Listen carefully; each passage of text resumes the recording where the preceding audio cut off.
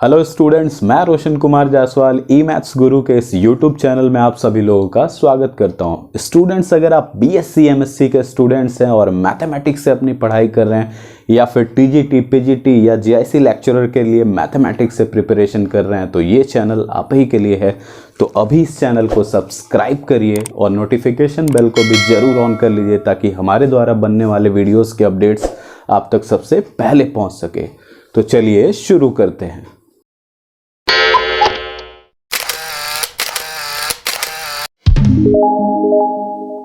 Students, आज के इस वीडियो में हम लोग डायरेक्ट प्रोडक्ट के बारे में बात करेंगे। ग्रुप के डायरेक्ट प्रोडक्ट के बारे में क्या होता है डायरेक्ट प्रोडक्ट। तो डायरेक्ट प्रोडक्ट जो होता है ये दो टाइप का होता है हमारे पास। डायरेक्ट प्रोडक्ट जो होता है दो टाइप का होता है। तो पहला डायरेक्ट प्रोडक्ट होता है एक्सटर्नल डायरेक्ट प्रोडक्ट्स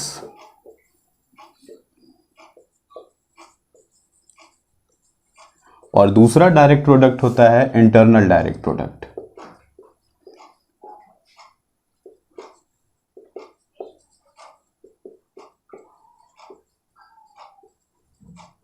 तो आज के इस वीडियो में हम लोग इस एक्सटर्नल डायरेक्ट प्रोडक्ट के बारे में बात करेंगे। उसके बाद एक्सटर्नल डायरेक्ट प्रोडक्ट पे बेस्ड 2 या 3 थ्योरम्स हैं और उसके बाद इंटरनल डायरेक्ट प्रोडक्ट पे बात करेंगे अगले वीडियो में, और इस पे भी 2-3 थ्योरम्स हैं, यानी 2 या 3 वीडियोस और बची हुई हैं। इसके बाद फिर हम लोग एक नई सीरीज भी लेकर शुरू करेंगे। तो आइए देखते हैं पहले एक्सटर्नल डायरेक्ट प्रोडक्ट होता क्या है। तो इसके डेफिनेशन से बात को शुरू करते हैं। क्या डेफिनेशन है इसका? डेफिनेशन के लिए हमको चाहिए होंगे 2 ग्रुप्स। तो हमने क्या दिया कि late G1 and G2 be 2 groups. अब G1 और G2 के एक्सटर्नल डायरेक्ट प्रोडक्ट को डिनोट कैसे करेंगे? तो let us denote direct products, let us denote direct products of G1 and G2 by कैसे दिखाएंगे? G1 cross G2। मतलब G1 और G2 का डायरेक्ट प्रोडक्ट की बात होगी तो G1 क्रॉस G2 के फॉर्म में इसको दिखाएंगे। और इसको कैसे डिफाइन करेंगे? तो G1 क्रॉस G2 है, पहले G1 है तो G1 का एलिमेंट लेंगे और बाद में G2 है तो यहाँ से G2 का एलिमेंट ले करके एक डबलेट बनाएंगे और ये डबलेट टाइप का ही एलिमेंट ये G1 क्रॉस G2 में रहेगा, जहाँ की G1 कहाँ का एलिमेंट होगा? G1 से, और G2 कहाँ का एलिमेंट होगा? G2 से। तो G1 और G2 से अलग अलग एलिमेंट लेकर के अगर उनका डबलेट बनाया जाए तो वो इनके डायरेक्ट प्रोडक्ट के अंदर आएगा। एलिमेंट्स इसके ऐसे होंगे। And one more thing, and define binary operation. Group है तो कोई ना कोई बाइनरी ऑपरेशन तो हमको चाहिए। तो बाइनरी ऑपरेशन इसका कैसे डिफाइन होगा? ये जो डबलेट यहाँ पर है इस टाइप का एलिमेंट लिया जाए, G1 H1, suppose G1 G1 का है और H1 G2 का है, और सॉरी G1 G2 जैसे यहाँ से लिए बिल्कुल ऐसे ही लेंगे। G1 G1 का है और G2 G2 का है, और H1 H2 एक दूसरा डबलेट लिए, H1 G1 का है और H2 G2 का है। इसका मतलब जब भी डबलेट आपके पास रहेगा तो उसका पहला एलिमेंट हमेशा पहले ग्रुप के लिए होगा और दूसरा एलिमेंट हमेशा दूसरे ग्रुप के लिए होगा। तो इनका अगर ये मल्टीप्लिकेशन हमको चाहिए तो कैसे करेंगे? पहले एलिमेंट का पहले एलिमेंट से मल्टीप्लिकेशन हो जाएगा, जिस मीन्स G1 इंटू H1, और दूसरे एलिमेंट का दूसरे एलिमेंट से हो जाएगा यानी G2 इंटू H2, और ये डबलेट बन जाएगा। मतलब 2 डबलेट्स का मल्टीप्लिकेशन भी एक डबलेट ही है यहाँ पर।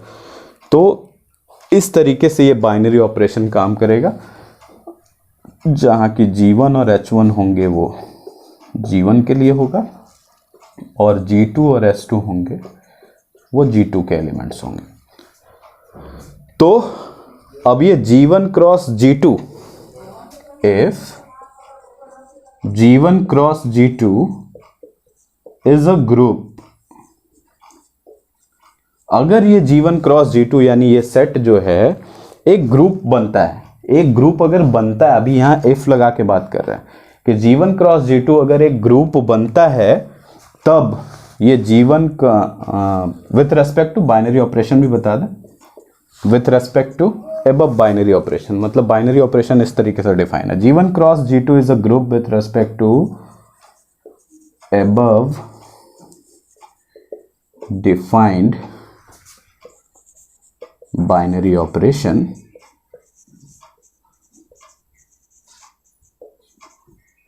then G1 cross G2 is external direct product of G1 by G2। मतलब सिंपली अगर एक्सटर्नल डायरेक्ट प्रोडक्ट आपको चाहिए तो दो ग्रुप्स आपको लेने हैं, उनसे आपको इस तरीके का एक सेट, डबलेट्स का सेट बनाना है, और एक बाइनरी ऑपरेशन आपको इस तरीके का चाहिए होता है। अगर ये सेट इस बाइनरी ऑपरेशन के रेस्पेक्ट में ग्रुप का फॉर्मेशन कर लेगा, तब आप इस सेट को ही कह देंगे external direct product of both groups. तो ये था डेफिनेशन। अब इसमें यहाँ जो इफ लगा है इसको हम लोग सॉल्व करने की कोशिश करेंगे। मतलब जो थ्योरम होगा वो उसमें हमको ये प्रूफ करना है G1 cross G2 is a group with respect to this binary operation. तो आइए देखते हैं कि कैसे ये ग्रुप बनाता है, क्योंकि भैया डेफिनेशन को हम लोग इफ लगा के नहीं दिखा सकते।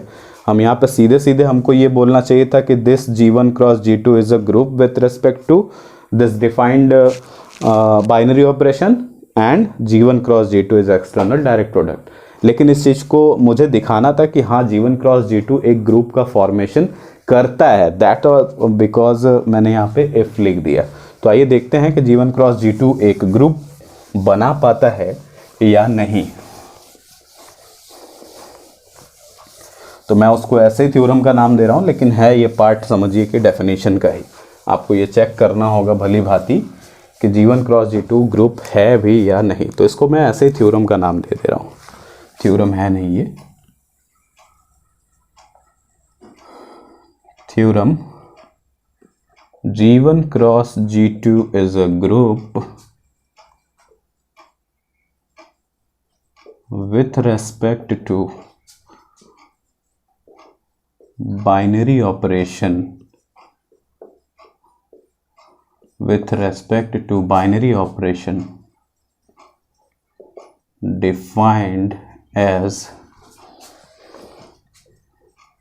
G1 G2 multiplied by H1 H2 is equal to G1 H1 comma G2 H2, where G1 H1 belongs to G1 and G2 H2 belongs to G2।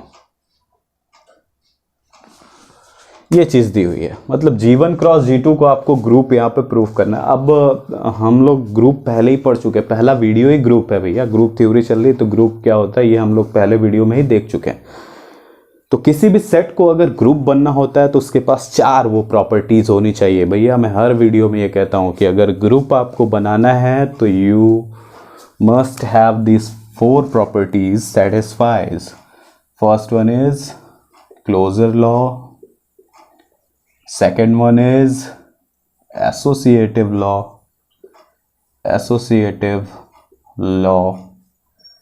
and third existence of identity, means उस group में identity है कि नहीं है,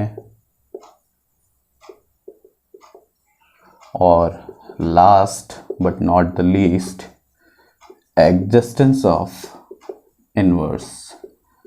ये चार चीज़ें कोई भी सेट अगर फॉलो करता है तो हम लोग उस सेट को ग्रुप बोल देते हैं। तो बारी बारी से हम यही चेक करेंगे कि क्या ये चारों चीज़ें ये G1 क्रॉस G2 यानी एक्सटर्नल डायरेक्ट प्रोडक्ट फॉलो कर रहा है या नहीं। तो इसके प्रूफ के लिए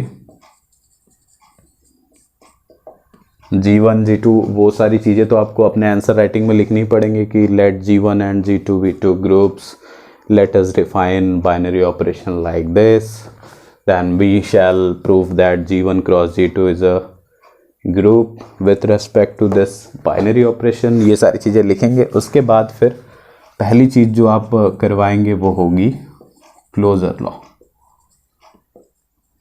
क्लोजर लॉ हम लोग को क्लास 6 से ही पढ़ाया जाता है, कैन यू बिलीव, क्लास 6 से। मतलब वहाँ हम लोग इंटीजर्स के लिए क्लोजर लॉ पढ़ते हैं और वही एक हमें कॉन्सेप्ट वहीं से डेवलप हो जाता है क्लोजर लॉ का, जो आगे तक पूरी तरह से वैसे ही रहता है। क्लोजर लॉ क्या है, जिस सेट के लिए भी क्लोजर लॉ, जिस ऑपरेशन के लिए क्लोजर लॉ आप ले रहे हैं वहाँ से सेट से दो एलिमेंट लीजिए, उस ऑपरेशन के मतलब रेफरेंस में, उस ऑपरेशन के रेफरेंस में उन दोनों का ऑपरेशन कराइए। अब जो एक एलिमेंट मिला वो भी उसी सेट में होना चाहिए, यही तो क्लोजर लॉ होता है। तो आइए इस सेट से हम लोग दो एलिमेंट लेते हैं। तो let G1 G2 and H1 S2 belongs to G1 cross G2। अब ये दो अलग अलग एलिमेंट्स G1 क्रॉस G2 से लिए हैं। अब अगर इनका कॉम्बिनेशन, यानी इस ऑपरेशन के रेस्पेक्ट में ये जो कॉम्बिनेशन हमको मिल रहा है ये भी अगर G1 क्रॉस G2 में आ जाता है तो हम कह देंगे कि भैया ठीक है, क्लोजर लॉ सेटिस्फाई हो गया। तो नाउ इनका ऑपरेशन कराया जाए। G1 G2 को मल्टीप्लाई करना है H1 S2 से, और डबलेट्स का मल्टीप्लिकेशन यहाँ आपके बाइनरी ऑपरेशन के तरह है। पहला G1 H1 कॉमा दूसरा G2 S2, ये एक डबलेट बन के तैयार है। अब इस डबलेट पे हमको विचार करना है। समझिए आप कि G1 और H1 G1 के एलिमेंट्स हैं। G1 ऑलरेडी एक ग्रुप है, तो इनका क्लोजर लॉ से G1 H1 किस में जाएगा, G1 H1 चला जाएगा G1 में। ठीक इसी तरीके से G2 S2 चला जाएगा G2 में। और ये G1 क्रॉस G2 का अगर सेट हम लोग याद करें तो क्या था भैया, G1 क्रॉस G2 सेट ही बना था ऐसे डबलेट्स का जिसमें पहला element should be in G1 and दूसरा element should be in G2। अगर ऐसा डबलेट हम बना पाते हैं तभी वो G1 क्रॉस G2 में जाएगा। तो जरा देखिए, G1 H1 G1 में है पहला एलिमेंट पहले ग्रुप में, और G2 S2 G2 में है दूसरा एलिमेंट दूसरे ग्रुप में। इसका मतलब ये एलिमेंट कहाँ है भैया, this implies G1 H1 comma G2 S2 belongs to G1 cross G2। और ये है कौन, ये इन्हीं दोनों का मल्टीप्लिकेशन ही तो है, G1 G2 H1 S2 चला गया G1 क्रॉस G2 में। मतलब दो अलग अलग एलिमेंट्स आपने लिए थे, दोनों अलग अलग एलिमेंट्स लिए थे, उनका ऑपरेशन भी उसी सेट में चला गया। तो इसका मतलब है कि G1 cross G2 is closed with respect to given binary operation। इस ऑपरेशन के रेस्पेक्ट में भैया ये क्लोज्ड तो हो गया। अब एसोसिएटिव लॉ की बारी है, एसोसिएटिव लॉ दिखाएंगे हम लोग। आइए, सेकंड चीज है यहां पर एसोसिएटिव लॉ। एसोसिएटिव लॉ भी हम लोगों को बचपन से ही पढ़ाया जाता है। यहाँ पे हमको तीन एलिमेंट्स की ज़रूरत होती है और एसोसिएटिविटी हमको दिखानी होती है। तो आइए देखते हैं, तीन एलिमेंट्स लेते हैं, G1 G2 H1 H2 and K1 K2 जो है हमने मान लिया कि G1 क्रॉस G2 से है। अब इस तरह की प्रॉपर्टी हमको दिखानी है, याद करिएगा, A into B C must be equal to A B into C. अगर इस तरह की प्रॉपर्टी ये डबलेट्स भी दिखा देते हैं तो हम कह देंगे कि भैया G1 क्रॉस G2 के सारे एलिमेंट एसोसिएटिव लॉ को भी फॉलो करते हैं बखूबी। तो नाउ ध्यान से देखिएगा, मैंने यहाँ लिखा G1, G2 पहला डबलेट है बाहर, और इन दो डबलेट्स को पहले मल्टीप्लाई किया जा रहा है, H1S2 K1 K2। इनका अगर मल्टीप्लाई किया जाए तो हमको क्या मिलेगा, यहाँ है G1 G2 बाहर है, और इन दोनों का मल्टीप्लाई अगर करेंगे तो पहले एलिमेंट का पहले एलिमेंट से, ये डिफाइंड ही है पहले ही, ऐसे ही करना हमको, H1 K1 S2 K2, ऐसे हो गया। अब G1 G2 को वहाँ मल्टीप्लाई किया जाए तो ये कैसे होगा, ऐसे होगा, G1 H1 K1 से मल्टीप्लाई हो रहा है, G2 H2 K2 से मल्टीप्लाई हो रहा है। ये है, एक डबलेट बन के तैयार है। अब जरा इन पे विचार करिए, G1 है, H1 है, K1 है, ये सारे किसके एलिमेंट्स हैं, G1 के हैं। तो G1 तो भैया पहले से ही एक ग्रुप है। अब अगर ये ग्रुप है तो इसके तो सारे एलिमेंट्स तो भैया एसोसिएटिव लॉ को होल्ड करेंगे। तो इनको एसोसिएटिव लॉ अगर ये होल्ड कर रहे हैं तो जरा ध्यान से देखिए हमको क्या फ़ायदा होगा इससे हमको फ़ायदा होगा कि G1 H1 K1 को हम लोग लिख सकते हैं G1 H1 इंटू K1। इसी तरीके से इसको लिख सकते हैं G2 S2 इंटू K2, क्योंकि G2 भी एक ग्रुप है, G2 के भी सारे एलिमेंट्स एसोसिएटिव लॉ को होल्ड करेंगे। अब इससे क्या होगा, अगर इसको हम इस डेफिनेशन से अलग करना चाहें तो पहले एलिमेंट्स को बाहर कर लिया जाए और दूसरे एलिमेंट को बाहर कर लिया जाए। तो यहाँ पहला एलिमेंट ये दोनों है, तो G1 H1 G2 S2, और इसको अलग करना चाहें तो ये K1 K2 अलग हो गया। और ये कौन है, ये तो यही है। तो इनको अगर हम लिखना चाहें तो ये है G1 G2 into H1 S2। देखिए बखूबी एसोसिएटिव लॉ को होल्ड कर रहे हैं। देखिए G1 G2 को बाहर रखे तो H1 S2 और K1 K2 को मल्टीप्लाई कर रहे थे, जबकि यहाँ पे आया हमको K1 K2 बाहर हो गया और G1 G2 और H1 S2 का मल्टीप्लिकेशन हो रहा है। तो इसका मतलब है एसोसिएटिव लॉ होल्ड्स हियर। यहाँ पे एसोसिएटिव लॉ का फॉलो हो रहा है सब कुछ। अब हमको चेक करना है थर्ड प्रॉपर्टी को। थर्ड प्रॉपर्टी क्या थी, हमारा था एग्जिस्टेंस ऑफ आइडेंटिटी। तो तीसरी चीज हमको चेक करनी है existence of identity. Existence of identity check करना है तो सबसे पहले G1 और G2 दोनों अलग अलग ग्रुप्स हैं। तो इसका मतलब G1 का अपना एक आइडेंटिटी होगा, सपोज करिए वो E1 है, E1 बिलोंग्स टू G1 है, एंड G2 की अपनी आइडेंटिटी हमने मान लिया E2। बस अपने लिए सिग्निफिकेंस ऐसा रखा है, 1 वाले सभी G1 में जाएंगे और 2 वाले सभी G2 में जाएंगे। अब यहाँ G1 से एक एलिमेंट लिया, G2 से एक एलिमेंट लिया, तो इसके क्रॉस प्रोडक्ट में कौन जाएगा, E1 E2 जाएगा। E1 E2 इनके क्रॉस प्रोडक्ट में चला गया। अब ये E1 E2 आइडेंटिटी है कि नहीं है, ये कैसे चेक करेंगे, तो ये चेक करने के लिए कैसे चेक करते थे हम लोग कि E इसकी आइडेंटिटी है कि नहीं है, तो ग्रुप से एक एलिमेंट लेके इसमें ऑपरेट कराते थे। तो अगर इस एलिमेंट पे कोई फ़र्क नहीं पड़ता था तो हम लोग कह देते थे कि ये E एक आइडेंटिटी है।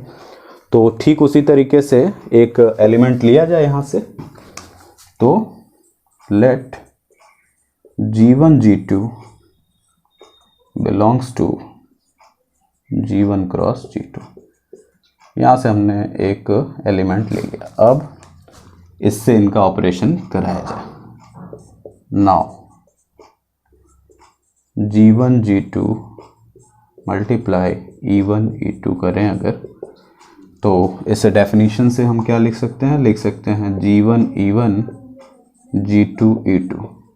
अब यहाँ से विचार करिए, G1 भी इस ग्रुप G1 का ही है और E1 भी इसी ग्रुप G1 का ही आइडेंटिटी है। तो यहाँ पे तो आइडेंटिटी होल्ड करेगा, G1 का E1 में मल्टीप्लाई करेंगे तो G1 ही आएगा, और वैसे G2 का E2 से करेंगे तो G2 ही आएगा। मतलब इस डबलेट का हमने इस डबलेट से मल्टीप्लाई कराया, फिर भी हमको यही डबलेट मिला। तो ये E1 E2 कौन है, सिंपल है भैया, E1 E2 exist as an identity, identity की तरह यहां पर एग्जिस्ट करेगा। अब लास्ट प्रॉपर्टी हमको चेक करनी है कि क्या यहाँ पर इन्वर्स का एग्जिस्टेंस है या नहीं है। अब अगर इन्वर्स भी एग्जिस्ट कर गया तो क्लोजर लॉ ऑलरेडी था, एसोसिएटिव हमने देख ही लिया, आइडेंटिटी यहाँ पर E1 E2 का डबलेट हमारे पास है ही, चारों चीज़ें होल्ड हो जाएंगी और हम कह देंगे कि G1 क्रॉस G2 जो है इस बाइनरी ऑपरेशन के रेस्पेक्ट में एक ग्रुप है और इसका मतलब है कि इसको हम एक external direct product of G1 by G2 कह सकते हैं। तो last thing to prove, is there exist any inverse, any नहीं, हर एलिमेंट के लिए इनवर्स एग्जिस्ट करना चाहिए। तो आइए चौथी प्रॉपर्टी देखते हैं, एग्जिस्टेंस ऑफ इनवर्स। अच्छा, G1 G2 अलग से ग्रुप है, इसका हम लोग खूब फायदा हर एक लॉ में उठा रहे हैं और सिंपली उठाना भी चाहिए हमें, हमारा हक है ये। अब समझिए, अगर G1 इस G1 का एलिमेंट है तो G1 ग्रुप है तो G1 इनवर्स भी इसी G1 का एलिमेंट होगा, इनवर्स ऑफ एग्जिस्टेंस से। G1 ग्रुप है ऑलरेडी, इनको हमको नहीं प्रूफ करना है, तो इनके अंदर इनवर्स है। ठीक उसी तरीके से अगर G2 एलिमेंट है इस ग्रुप G2 का तो G2 इनवर्स एलिमेंट भी होगा G2 का, क्योंकि G2 भी एक ग्रुप है। और G1 G2 में जो भी एलिमेंट होंगे उनका डबलेट बना लिया जाए अगर, यानी G1 inverse comma G2 inverse बना लिया जाए तो ये कहाँ जाएगा, G1 क्रॉस G2 में जाएगा। अब हमको सिंपली ये चेक करना है कि इनका डबलेट बनाने पे और ये जो डबलेट बना है इनको अगर मल्टीप्लाई किया जाए इस बाइनरी ऑपरेशन के रेस्पेक्ट से तो क्या होता है, क्या हमको आइडेंटिटी मिल जाती है। क्योंकि इनवर्स का प्रॉपर्टी यही था कि A और B का मल्टीप्लाई करने पे अगर आइडेंटिटी मिल जाती है तो A B का इनवर्स है और B A का इनवर्स है। तो आइए देखते हैं। नाउ G1 G2 को मल्टीप्लाई कराना है G1 inverse comma G2 inverse से। आइए इससे हम लोग मल्टीप्लाई कराते हैं, पहला एलिमेंट इंटू पहला element, G1 into G1 inverse. ठीक उसी तरीके से दूसरा एलिमेंट इंटू दूसरा element, G2 into G2 inverse. हमने मल्टीप्लाई करा लिया। अब इस पे बात करते हैं, G1 और G1 इनवर्स को अगर मल्टीप्लाई कराएंगे तो हमें G1 की आइडेंटिटी मिलेगी, लिख दीजिए E1, और G2 और G2 इनवर्स को मल्टीप्लाई कराएंगे तो हमें G2 की आइडेंटिटी मिलेगी, E2 मिलेगी। अब ये E1 E2 क्या है भैया, E1 E2 ही तो हमारी आइडेंटिटी है G1 क्रॉस G2 की। तो इसका मतलब है कि G1 inverse comma G2 inverse जो है exist as an identity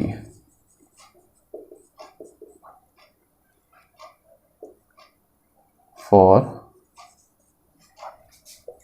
G1 G2। और G1 G2 तो हमने आर्बिट्रेरी लिया था, कोई ऐसा फिक्स एलिमेंट तो हमने लिया नहीं था। तो आर्बिट्रेरली अगर ये आइडेंटिटी एग्जिस्ट करा रहा है इसका मतलब है कि हर एलिमेंट के लिए ही आइडेंटिटी मिलेगी।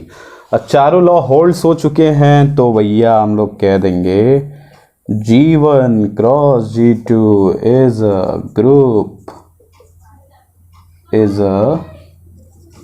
Group with respect to